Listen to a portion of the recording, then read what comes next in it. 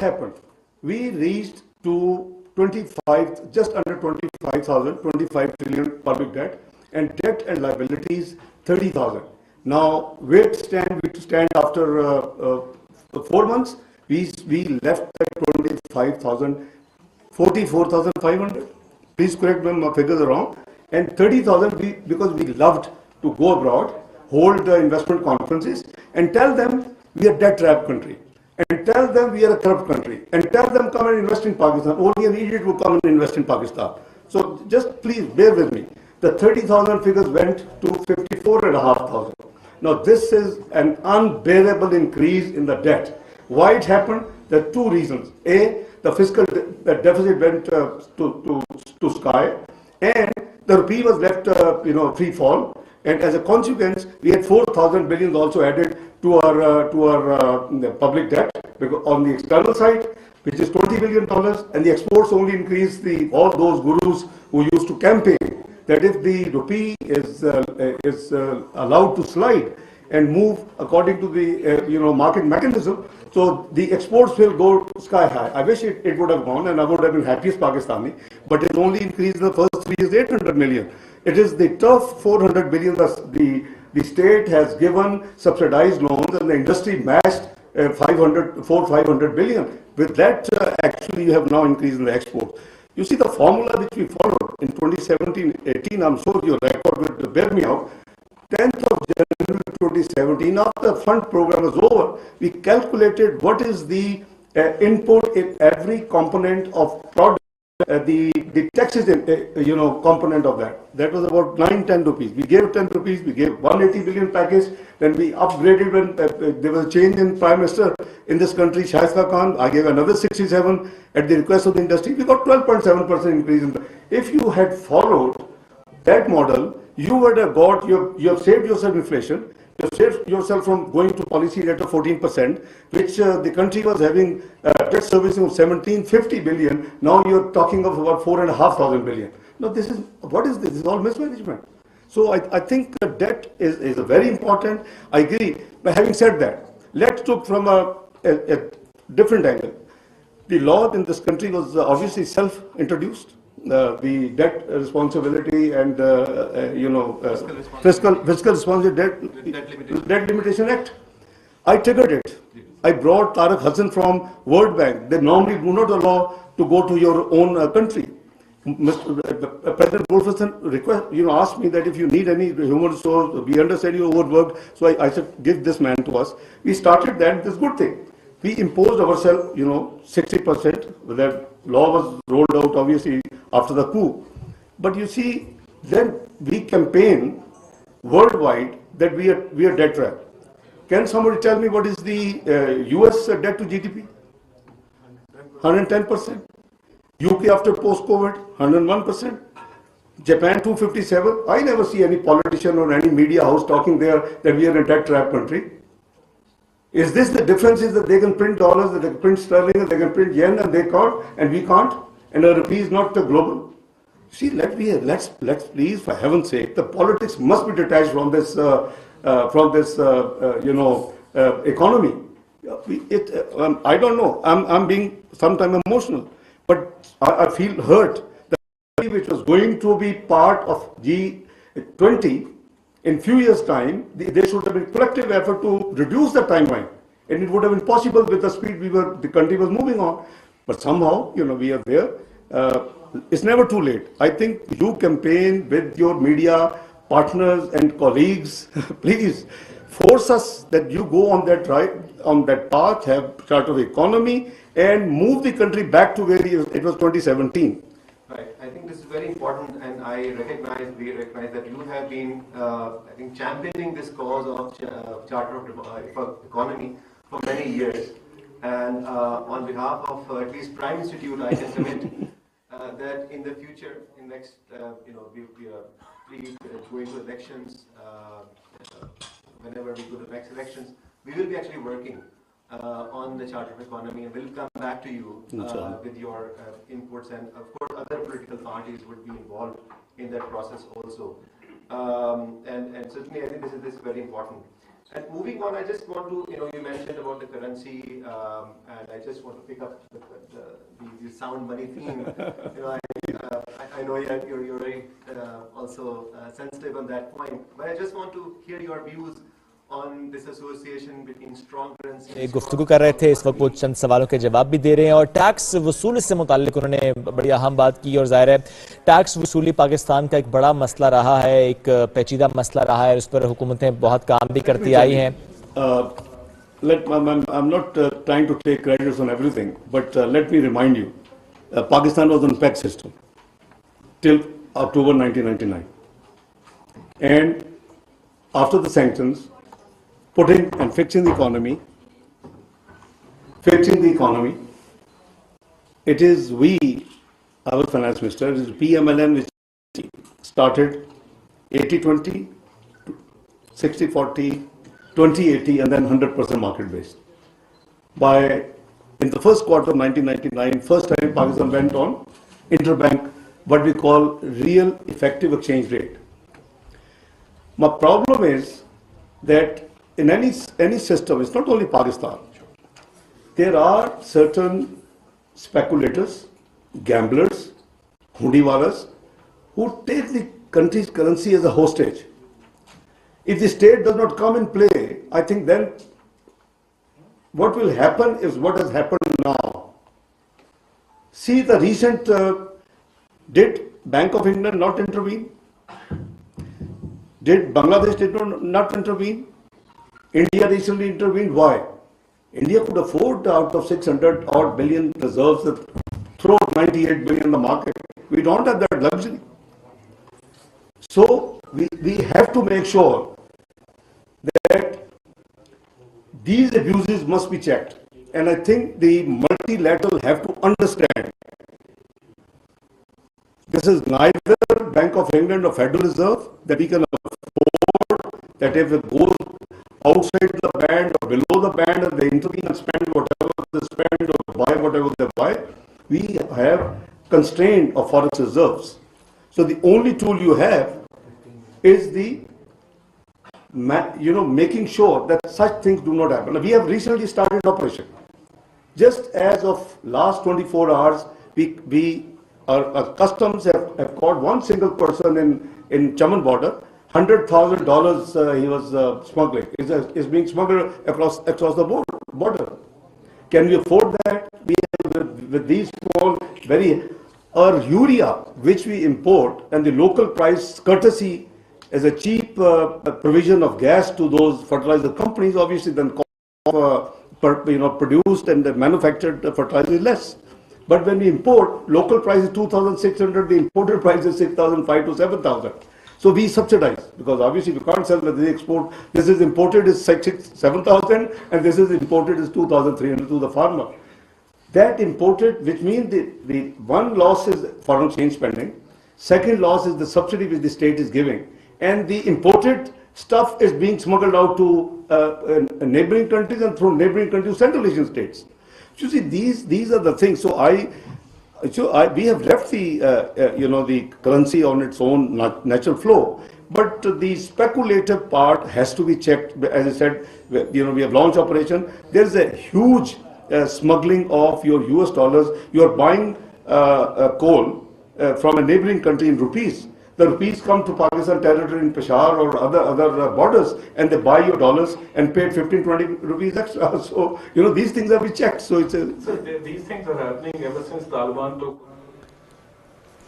वफाकी वजीर खजाना इसाक डार तकरीब से खिताब कर रहे थे. उन्होंने कहा कि पॉलिसियों के तसलसल में हमेशा मुश्किलात का सामना रहा. इंटरनेशनल गोल्फ कोर्स है, राया भी है, लेकिन ये ज़्यादा अच्छा गोल्फ कोर्स है. इसका लेआउट और green fairways is very good.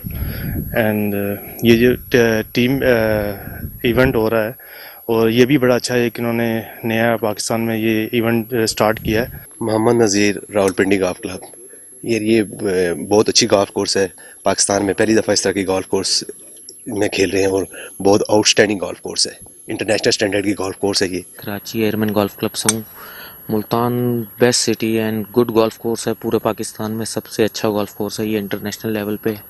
और मैचेस होंगे इंशाल्लाह और अच्छा हो जाएगा हमारी गेम। फ़िलहाल तो बहुत अच्छी है माशाल्लाह, अभी एंड ऑफ द डे पता चलेगा कौन सी टीम विन करती।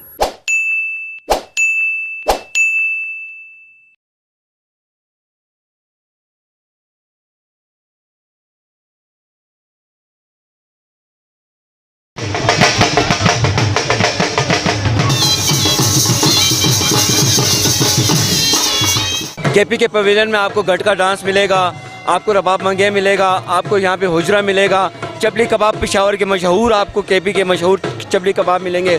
उसके साथ पटर टिक्का मिल रहा है, आपको चिकन सीखों पे मिल रहा है, अमरसे मिल रहे हैं, हैंडीक्राफ्ट है, कल्चर ड्रेसेस हैं और लिकर आर्ट्स वाले हैं, मुगल दौर वाले जो आर्टिस्ट हैं वो भी हैं बीच में। इधर आपको ये ड्राई फ्रूट्स वगैरह सब कुछ आपको यहाँ पे नज़र आएगा। मैं हरीपुर से हूँ और मैं हरीपुर की जो फुलकारी है वो लेके आई हुई हूँ बैग्स के ऊपर, और यहाँ पे लोग विरसा में फ़र्स्ट टाइम आई हूँ मैं, और बहुत ही अच्छा इनका निज़ाम है यहाँ पे, बहुत अच्छा हमें रिस्पांस मिला है। डिफरेंट पवेलियंस में जाके आए हैं, सब अपनी और सब मज़ा कर रहे हैं, बहुत मज़ा आ रहा है। मेरे स्टाइल में बलोची कपड़े कशीदाकारी और बलोची ज्वेलरी वगैरह जो है हमारे सकाफती जो पुराना जो हमारे जो विरसे में हम लोगों को जो दिया गया है हमारे नस्लों के लिए, ताकि उनको पता चले कि हमारे जो पहले ज़माने में जो बलोचों ने जो ये जो उनके जेवर है, उनके कपड़ा जो उनका कल्चर है वो किस तरह है, ताकि नौजवान नस्ल इसको भी हाईलाइट करे। लोग विरसा में बहुत मज़ा आ रहा है, हमने तकरीबन सारे पवेलियंस देख लिए, अभी पंजाब की तरफ आए हैं और ये इवेंट हर साल होता है और मैं तो कहूँगा इसको हर साल होना चाहिए। मेरा ताल्लुक चित्राल केपी के से है और मेरे पास जो है मोज़ेक आर्ट का काम है, जो मैं एज ए मोज़ेक आर्टिस्ट 12 साल से काम कर रही हूँ और 5 साल से मैं तकरीबन लोग विरसा में पार्टिसिपेट करती हूँ। बहुत अच्छा रिस्पांस मिलता है यहाँ पे, जब भी आते हैं हम जैसे आर्टिस्ट जो घर पे बैठ के काम कर रही होते हैं उनके लिए एक अच्छा प्लेटफार्म मिलता है। बलूचिस्तान भी दूसरे सूबों की तरह बहुत खूबसूरत इलाका है और यहाँ के लोग हज़ारा बलोच, पश्तून, पंजाबी, सराइकी, बरावी जो भी है उनके अपने खूबसूरत रिवायात है और उन्होंने यहाँ पे डिस्प्ले किए बलूचिस्तान पवेलियन में। उनके यहाँ पे मखसूस खाने, इनके ये जो बलोची रिवायात के चप्पल है, हज़ारगी सकाफ़त के टोपी है, कपड़े हैं और इसी तरह के बलोची चाम है, हज़ारगी अतन है, पश्तो में जो अतन है, इसी तरह के सज्जी लहड़ी है यहाँ के खुराक में जो बलूचिस्तान की बहुत ही मशहूर रिवायती खाना है। ये सारी दुनिया में कहीं ऐसा नहीं मिलेगा आपको जिस तरह का हमारे मुल्क में। देखने के हर बच्चे को लेके आना चाहिए दिखाने के लिए। कुरम डिस्ट्रिक्ट से हम आए, हमारे पास स्टॉल में हैंडीक्राफ्ट है और डिफरेंट हाथ से बनी हुई मजरी का सामान है, कपड़ों पे एम्ब्रॉयडरी है, ये चीज़ें हैं। बहुत अच्छा लग रहा है पुरअमन माहौल में। ऐसी घुटे हुए लोग जब हम ऐसी जगह पे आते हैं हमें सांस मिल जाती है। अभी तक मैं कश्मीर का विज़िट किया और सिंध का विज़िट किया है, जिसमें सिंध का आउट क्लास है, यानी जो उन्होंने सेटअप किया हुआ है। मैं तो कहता हूँ हर किसी को प्रेफर करूँगा कि ज़रूर यहाँ विज़िट करें। ये 4 दिसंबर तक आई थिंक इनकी लास्ट डेट है।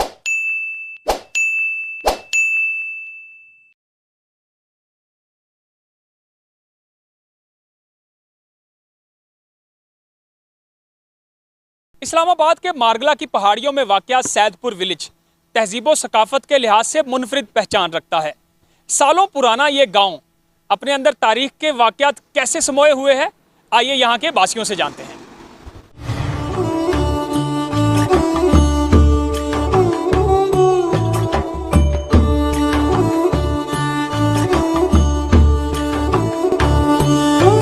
ये तकरीबन काफ़ी हद तक मैंने देखा हुआ है। यहाँ बागात थे, खुरमानी, अलबुखारा, लोकाट और आम के, मालदा आम के दरख्त थे। यहाँ हिंदू ज़्यादा थे, मुसलमानों के मुकाबले में ही तकरीबन थे, लेकिन कारोबार जितना भी था वो हिंदुओं के यहाँ था। अब भी वो पुराना बाज़ार मौजूद है, यहाँ हिंदुओं की दुकानें थीं। यहाँ एक मंदिर है, एक धर्मशाला थी यहाँ पर, वो अभी गिरा दी गई है जब सीडीए का ये सीडीए के अंडर आया है। तो मंदिर अभी मौजूद है यहाँ पर।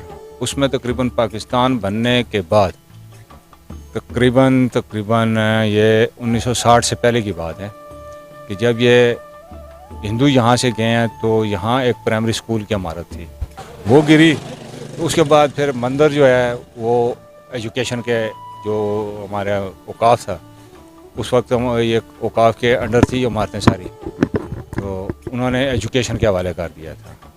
अब 2006 तक यहाँ पर स्कूल रहा है।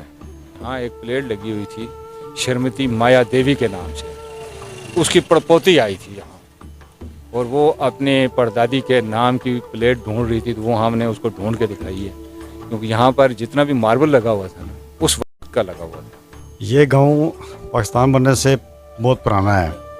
यहाँ हिंदू भी रहते थे और मुसलमान भी, सिख भी रहते थे। सिखों का गुरुद्वारा और हिंदू का मंदिर भी है यहाँ पे। तो इससे पहले यहाँ मुगलिया बादशाह भी आए जो यहाँ से काबुल गए हैं, यहाँ रिहाइश करके काबुल गए हैं। ये जो दुकान हमारी यहाँ पे बैठे हुए हम, तो ये भी हिंदुओं के दौर की दुकान है पुरानी। तो हिंदू और मुसलमान यहाँ आपस में मिलके पानी की नहर जाती थी, यहाँ से तालाब बना हुआ था, वहाँ पे नहाते थे। वो औरतें तालाब में और नहर में कपड़े धोती थी, बर्तन धोती थी। सब एक भाईचारा था इस गांव के अंदर, जो माहौल होता है गांव का उस तरीके से। तो इस्लामाबाद से पहले जो है तो ये सैदपुर विलेज जो था, तो इसको इस्लामाबाद का दर्जा दिया जाता था। पहले तो सिख रहते थे, मुस्लिम भी रहते थे। फिर ये जैसे पाकिस्तान आज़ाद हुआ और फिर ये राजा साहिद के पास गांव आया, तो इधर मंदिर भी है। उसके बाद 110 साल ट्रेन भी है, वो जो जिसने उसने हाथ से बनाई है। और काफ़ी सारी इधर शूटिंग भी होती है, ड्रामे बनते हैं। उसके बाद यानी कि काफ़ी पुराना ये जो मेरी शॉप है, ये 300 साल पुरानी शॉप है। गाँव तो 500 साल पुराना है। 7वीं नस्ल की मेरी जा रही थे। ट्रेन जी 120 साल पुरानी है। इन्होंने दसने जो रिश्तेदार उन्होंने दसिया इतनी पुरानी है। मेरी उम्र सिर्फ 65 साल हुई है। तो वालिद साहब ने बनाई है। ठान तो मैं याद कोई नहीं, क्योंकि नहीं पता है पाकिस्तान बनने से पहले नहीं, अंग्रेज़ों की हुकूमत थी उस वक्त। तारीखी गांव है सैदपुर। अंग्रेज़ वगैरह आते हैं इधर घूमने के लिए। कदीमी गांव है, अभी सीढ़ियाँ वगैरह ने सेट किया ये गांव सारा। तो ये लोकेशन आप देखें, इधर सब घूमने के लिए आते हैं लोग। प्रॉपर गांव जो अब तो वो नहीं रहा, सीडीए ने इसको सन 62 में एक्वायर कर दिया था, तो अब उसकी वो पोजीशन नहीं रही जो आज से 60-70 साल पहले की थी। अब पिछले 2-4 साल पहले, 8-10 साल पहले, 2005 में शारी साहब ने इसको मॉडल विलेज का दर्जा दिया था, जो कि इसी तरह अभी तक वो लटका हुआ है। तो हम लोगों की जो है ना, आप लोगों से इल्तमास है कि इसको जो है मालकाना हकूक़ इसको दिए जाएँ और यहाँ के मकामी लोग जो रहने वाले हैं इनको यहाँ पे तफल दिया जाए और इनके गाँव को जो आबाद किया जाए।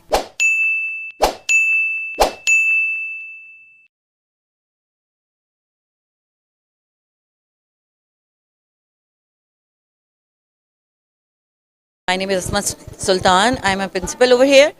और ये ऑल पाकिस्तान विमेन एसोसिएशन है, अफ़वा के नाम से है, और इस्लामाबाद में ये वाहिद इदारा है जो ख़वातीन और बच्चों के लिए काम कर रहा है। और हमारा प्रोजेक्ट अफ़वा के ज़रिए इंतज़ाम है। और ये क्लास मॉन्टेसरी से क्लास 5 तक का स्कूल है। और आज इनका फ़न फेयर है, इनका पेरेंट्स टीचर मीटिंग है, ओपन डे भी साथ है, और they are just having fun over here. Fun fair है हमारा, और आज का हमारा रिज़ल्ट भी हमने किया था प्लान, और इसी हवाले से क्योंकि ये मंथ हमारा चल रहा था एक्टिविटीज़ मंथ, और फिर आज हमने इसको कंक्लूड किया था। डिफरेंट एक्टिविटीज़ जो हमने मंथ में बच्चों से करवाई थी वो आज हमने डिस्प्ले की थी, और पेरेंट्स आए थे, हमने उनको बताना था कि पूरे जो इस मंथ में जो हमने एक्टिविटीज़ करवाई हैं बच्चों ने किस तरह से की हैं, वो सारी चीज़ें हमने उनके सामने डिस्प्ले की हैं। Respiratory system is also called breathing system. It consists of nose, windpipe and lung. Lung help to inhale oxygen and exhale carbon dioxide and the air. हमने ये इवेंट बेसिकली इसलिए अरेंज किया है कि ताकि हमारे जो है पेरेंट्स और बच्चे आके ये चीज़ें देखें और उनको पता चले कि हम बच्चों को पढ़ाई के साथ साथ ये एंजॉयमेंट भी करवा रहे हैं। और इसके साथ साथ इस बार हमारे फर्स्ट टर्म के जो रिज़ल्ट था बेसिकली उस पर काफ़ी अच्छा पॉजिटिव असर आया है। आज हमारे स्कूल में फन फेयर है और बहुत सारे बच्चे यहाँ पर आए हुए हैं, पेरेंट्स आए हुए हैं जो कि बहुत ज़्यादा इंजॉय कर रहे हैं। और हम लोग ऐसे इवेंट्स अपने स्कूल में ऑर्गेनाइज करते हैं ताकि पेरेंट्स भी इंजॉय करें, हमारे स्टूडेंट्स भी इंजॉय करें। टीचर्स के साथ साथ ये बच्चों की भी एफर्ट है। हमने इसलिए बच्चों के लिए किया ताकि बच्चे के अंदर की जो कॉन्फिडेंस है वो डेवलप हो, उनके अंदर मज़ीद आर्ट्स वर्क आए और बच्चे इंजॉय करें। इस तरह के सारे हमने इसलिए बच्चों के लिए किया कि बच्चे स्टडी को भी ज़्यादा लेके सीरियस ना हो। और हमने मतलब हर डे में मतलब कोई ना कोई क्लासेस होती है, उनका आर्ट हमने इसलिए रखा हुआ है कि बच्चे बोर हो जाते हैं स्टडी की तरफ से, और ताकि ये है कि उनको एक तरह का एक्टिविटी मिल जाती है।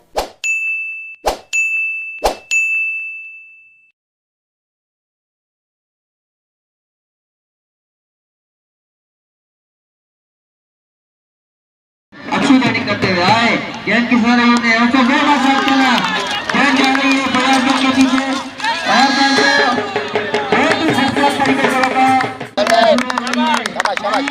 आज की जो एक्टिविटी रखी गई है उसका रखने का मकसद ये था कि वर्ल्ड डिसेबिलिटी डे जो 3 दिसंबर माजूर अफराद का आलमी दिन है, उस दिन के हवाले से अपने अफराद बाहम माजूरी को घरों अंगेज किया जाए, उनको भी बताया जाए कि आप स्पोर्ट्स पे पार्टिसिपेट करें उस तरीके से, और उनकी एक वैल्यू है, उनकी एक रिस्पेक्ट है, वो भी इसी तरीके से जैसे एक नॉर्मल लोग अपना पार्टिसिपेट करते हैं स्पोर्ट्स के इवेंट्स में, चीज़ों में पार्टिसिपेट करते हैं, बढ़ चढ़ के हिस्सा लेते हैं, और हम लोग भी उसी तरीके से ही पार्टिसिपेट करें और हिस्सा लें। वर्ल्ड डिसेबिलिटी डे के हवाले से यहाँ पर हमने प्रोग्राम अरेंज करवाए इनके साथ मिलकर सोसाइटी फॉर स्पेशल पर्सनस के हवाले से।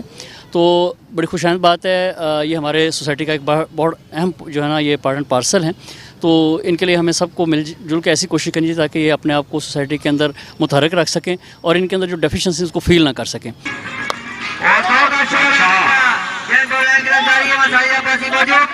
मेरा नाम आमना लजील है और ये 3 दिसंबर का फंक्शन है, मुझे बहुत अच्छा लग रहा है और मैं विंटर रेस में फर्स्ट आई हूँ और ये ऐसे इवेंट होने चाहिए और हम किसी से कम नहीं है और मैं फर्स्ट आई हूँ। बहुत ज़्यादा खुशी होती है हमें और हमारा हर दिन हर एक्टिविटी हमें बिल्कुल एक नई ज़िंदगी देती है। तो ये नेशनल सपोर्ट फेस्टिवल हम पिछले 10 साल से ऑर्गेनाइज़ कर रहे हैं। हर साल वर्ल्ड डिसेबिलिटी डे पे हमारा नेशनल सपोर्ट फेस्टिवल होता है। तो इसमें पूरे पाकिस्तान भर से माजूर अफराद आए हैं जो कि एथलेटिक्स हैं, ऑन व्हील चेयर्स, उन्होंने अपनी बड़े ज़बरदस्त मतलब एक परफॉर्मेंस की है और यहाँ पे कोई 12 गेम्स हुई हैं और उसमें सारे अफराद बामजूरी ने पार्टिसिपेट किया। मैं इसकी एग्जीक्यूटिव मेंबर हूँ सोसाइटी फॉर स्पेशल पर्सन की। जब ये बनी थी और ये बच्चे हमारे सामने पले बढ़े और आज इन्होंने जिन सलाहियतों का मुजाहरा किया उसको देख के मैं इनको एडमायर करती हूँ। और ये दिन बुनियादी तौर पे जो मनाया जा रहा है पूरी दुनिया में वर्ल्ड डिसेबिलिटी डे, तो इसमें हम एक्सपेक्ट करते हैं कि जहाँ रैम्स नहीं हैं वहाँ रैम्स होने चाहिए। All Pakistan double wicket cricket tournament था, मैंने उसमें हिस्सा लिया है। Pakistan wheel chair cricket council का मैं प्लेयर हूँ और बहुत अच्छा लगा यहाँ पे, यानी कि इतना देख के इतना बड़ा इवेंट। और 24 टीमें थी जिनमें से हमारी टीम भी थी, लेकिन हम मैच हार गए थे एक, तो जिसकी वजह से 1 रन से हमें तो हम फिर वो डिस्क्वालीफाई हो गए थे। उसके बाद फिर अभी फाइनल हो रहा है, तो बहुत अच्छा लगा कि बहुत ही मेगा इवेंट था, बहुत अच्छा इवेंट था। पाकिस्तान जिंदाबाद, पाकिस्तान जिंदाबाद।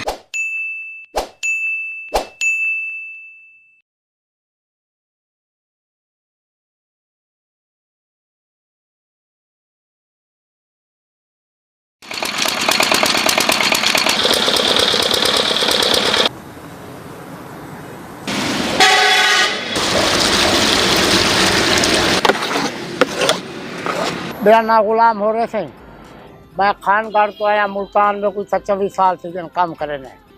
ये जरा गन्ना घिन लिया पहले कमान के चौवन से अच्छा 76 थी गया, 77 थी गया, 34 थी गया। 3 वैरायटियाँ होने, ये 3 वैरायटियाँ होने का गोड़ी चंगा बन दी, शक्कर चंगी बन दी है, कक्को चंगी बन दी है, एवरेज सही आती है। सवेर सवेर न पीटर चले ने असें वेलना साफ करते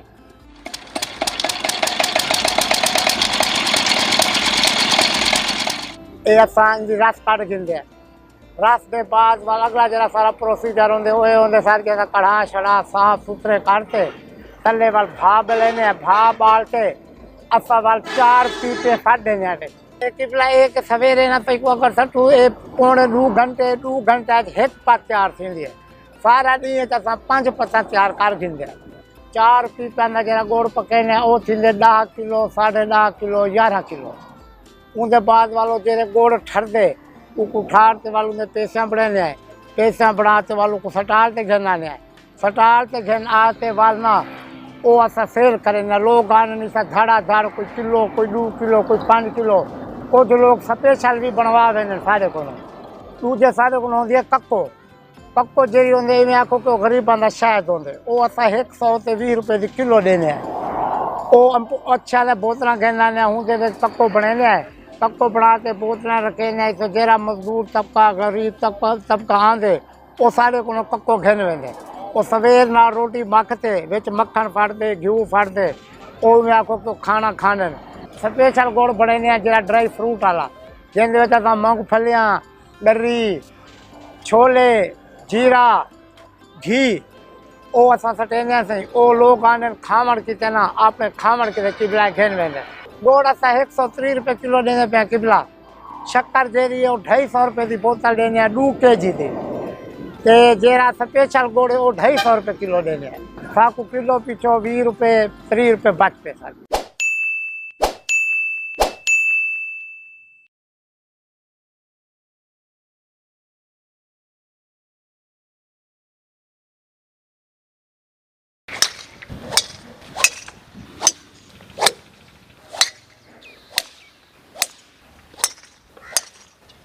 यहाँ आज एक टूर्नामेंट मुनक्किद हो रहा है। पाकिस्तान के बेस्ट 8 क्लब्स जो हैं आज शिरकत कर रहे हैं मुख्तलिफ़ शहरों से, जिसमें लाहौर, कराची, इस्लामाबाद और मुल्तान की भी टीमें हैं और बाकी दीगर शहरों से भी टीमें हैं आज शिरकत कर रही हैं।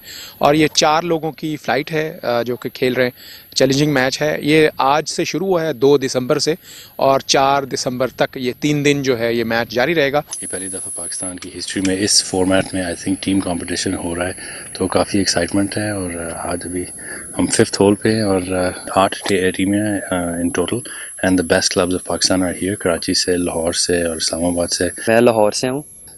इस वीक मैं रोमांजा को रिप्रेजेंट कर रहा हूँ। बेसिकली ये टीम इवेंट है, तो हमारी जो गोल्फ कोर्स थी लाहौर में उनकी टीम नहीं बनी।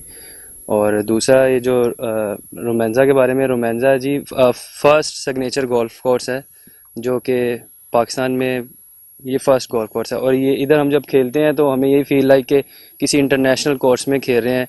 जो बाहर की यूएई, दुबई, शुबई, जिधर मैं एशिया में पूरा खेला हूँ, वहाँ पे जितनी भी गोल्फ कोर्सेस हैं ये उनसे ज़्यादा इसकी जो है ना गोल्फ की लुक और इसकी सारी मेंटेनेंस, ये वो सारा उनसे ज़्यादा बेस्ट है। रोमांजा में ये फर्स्ट टूर्नामेंट है, all Pakistan inter club championship है। इसमें टोटल 8 क्लब्स पार्टिसिपेट कर रहे हैं पाकिस्तान से। कराची से 3 क्लब्स हैं, लाहौर से, इस्लामाबाद, रावलपिंडी से हैं। तो ये दिस इज़ फर्स्ट टूर्नामेंट और बड़ा मेगा स्केल पे ये टूर्नामेंट हो रहा है। हर क्लब की एक टीम है जिसकी कंपोजिशन 10 मेंबर्स है। उसमें 3 प्रोज हैं, 3 सीनियर एमेचर्स हैं और मेन कैटेगरी जो एमेचर्स की है उसमें 4 हैं। मैं लाहौर से हूँ, Lahore garrison green golf club, और अच्छा है, कोर्स बहुत अच्छा है। रोमांजा गोल्फ क्लब बहुत ज़बरदस्त गोल्फ कोर्स है और पाकिस्तान में मेरे ख्याल से ये फर्स्ट मतलब कि इंटरनेशनल गोल्फ कोर्स है। राया भी है लेकिन ये ज़्यादा अच्छा गोल्फ कोर्स है। इसका लेआउट और greens, fairways is very good. And ये जो टीम इवेंट हो रहा है और ये भी बड़ा अच्छा है कि इन्होंने नया पाकिस्तान में ये इवेंट स्टार्ट किया है। मोहम्मद नज़ीर, रावलपिंडी गोल्फ क्लब। ये बहुत अच्छी गोल्फ कोर्स है। पाकिस्तान में पहली दफ़ा इस तरह की गोल्फ कोर्स में खेल रहे हैं और बहुत आउटस्टैंडिंग गोल्फ कोर्स है, इंटरनेशनल स्टैंडर्ड की गोल्फ कोर्स है ये। कराची एयरमैन गोल्फ क्लब से हूँ। Pakistan best city and good golf course है। पूरे पाकिस्तान में सबसे अच्छा गोल्फ कोर्स है ये इंटरनेशनल लेवल पे। और मैचेस होंगे इंशाल्लाह और अच्छा हो जाएगा हमारी गेम। फ़िलहाल तो बहुत अच्छी है माशाल्लाह। अभी एंड ऑफ द डे पता चलेगा कौन सी टीम विन करती।